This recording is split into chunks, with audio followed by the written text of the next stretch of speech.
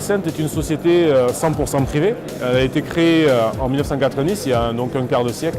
Aujourd'hui, on opère sur différents secteurs de marché, dont bien entendu le segment du ferroviaire, mais également l'aéronautique, l'automobile, la défense et l'industrie au sens large. On compte un peu plus de 550 collaborateurs pour un chiffre d'affaires de 60 millions d'euros. Et dans le segment du ferroviaire, on opère dans un segment qui est essentiellement l'aménagement intérieur de train. Voilà. Donc on y fait tout le développement, toute l'ingénierie, tout l'accompagnement auprès des principaux donneurs d'ordre.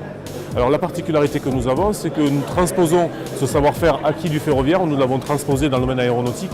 Aujourd'hui, le produit qui est le plus vendu dans le monde au travers des équipes et du savoir-faire Dexcent, c'est, je dirais, la composante autour du lean manufacturing. C'est-à-dire que nous allons aider nos clients avec leur outil industriel à optimiser leur processus industriel.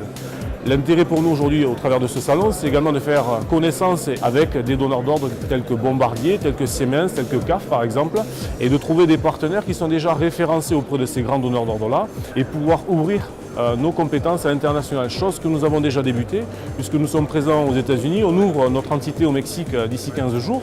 Donc nous nous rapprochons en effet de cette internationalisation du savoir-faire Dexcent.